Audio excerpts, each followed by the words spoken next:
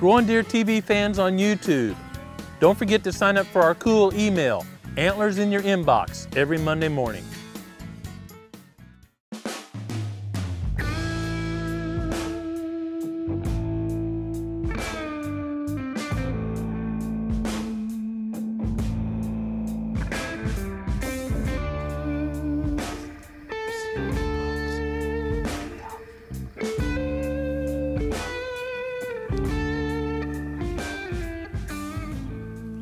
This portion of July is a great time for deer hunters.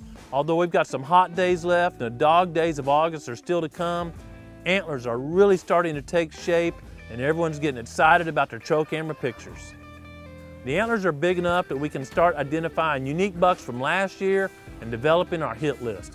Even though the dog days of summer are still yet to come and August can be pretty hot out here in the field, there's a lot of excitement in the deer hunting world. It's tough to quantify what percentage of antler growth normally occurs during the month of July because deer are such unique individuals. Some grow really early and are showing most of their potential by mid to late July. Others seem to be late bloomers and they've got the frame but really pour on the tine length during late July. Growing Deer TV is brought to you by Bass Pro Shops, also by Reconics, Trophy Rock, Muddy Outdoors, Non-Typical Wildlife Solution, Eagle Seed, Nikon, Winchester, Scentmaster, Dead Downwind, Antler Dirt, Lacrosse Footwear, Redneck Hunting Blind, Blood Sport Arrows, Prime Bows by G5, and Outdoor Edge Knives. Another reason hunters love this period of July is bucks tend to be very active right before the sun sets, especially in fields or food plots. The days are very long, so if they don't feed during daylight, they're going to be in the bed 16 hours or so, and the forage this time of year is very digestible, passes through the system rapidly. So about this time of year, we can slide out to a soybean field or a food plot and see a lot of bucks an hour or two before dark. That's exactly what Adam and the interns did one afternoon last week. They opted to go to a red net blind we've placed on a food plot we call Raleigh's Field. This field's kind of long rectangle with the west being the far end and the blind on the very east end and a steep hill right there. This field's perfect for getting into and leaving without spooking the deer. I climbed up on the ladder, deer already in the field. We had one little hiccup and we had some wasps we had to fight off. But we found some wasp spray in the truck. Wind's perfect, hitting us in the face, so we're gonna give the wasp a little bit of time to fall out of the nest. We're gonna climb up and hopefully the deer are gonna be in the field. The conditions were such that 3 guys were able to get into a blind with 2 different sets of camera gear and not alert any deer. In fact, they were there just a few moments before deer started showing up in the plot. They were able to watch a great bachelor group of bucks enjoying the soybeans. A couple of them probably will end up making the hit list. Not long after some of the deer left, they caught movement coming through the timber at the back end of the field.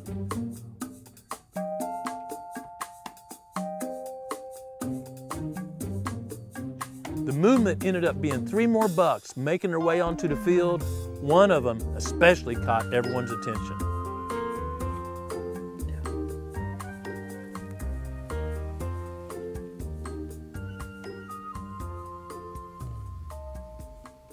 The interns and Adam had a great afternoon watching all those bucks in the plot.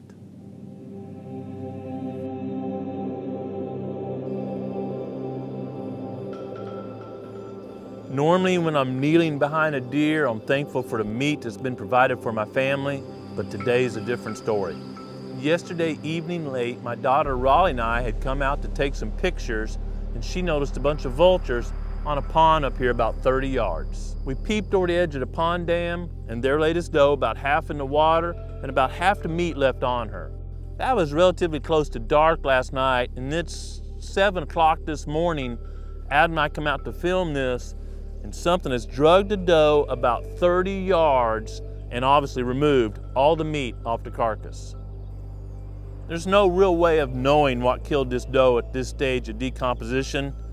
I do notice that her front right hoof was enlarged, infected, might have been snake bit or just stumbled on one of the rocks here and got a break or a bad infection.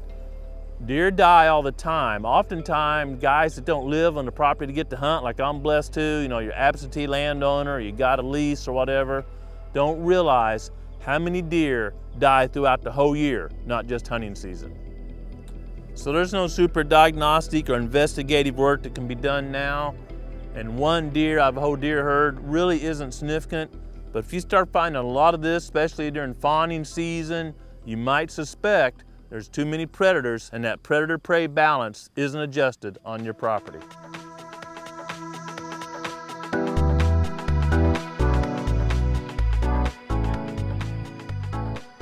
Checking out the progress of a couple of our projects this morning, and exactly 14 days ago in this plot, we put up a hot zone electric fence. And I can already tell a difference, but let's step a little closer and take a look.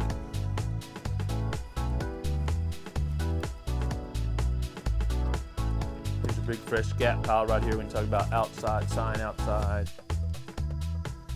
When we put the fence up, we weed eated a strip all the way to the ground so the soybeans wouldn't short out the current in the fence.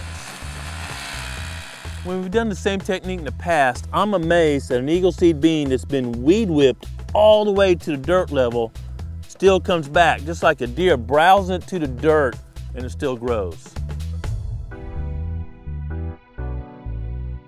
Fences serve like a giant utilization cage where outside the beans are clearly suffering a little bit from a lot of browse. Now they're still making plenty of forage and feeding the deer herd, but inside they're putting on a lot of tonnage. Tells me we have more deer than we have quality forage. We've got to seek a balance, which means Adam and I need to fill a lot of doe tags this fall. Pulled this plant from right inside the fence, and this is an average outside the fence. It's easy to see this is going to make more tonnage and mature and develop pods that will feed deer and turkey and other critters throughout the late winter. One technique I've learned through the years when using these hot zone fences is keep the fence 10 yards or so off the wood line so deer don't come right out and stumble into the fence or a coyote chase them out. Give them a little time to dodge and move. You can clearly see heavy browse pressure out here, 0 leaves missing in here. Now remember, these beans looked exactly like these beans until we put the fence up. It's amazing how these eagle seed beans have recovered since we put the fence up.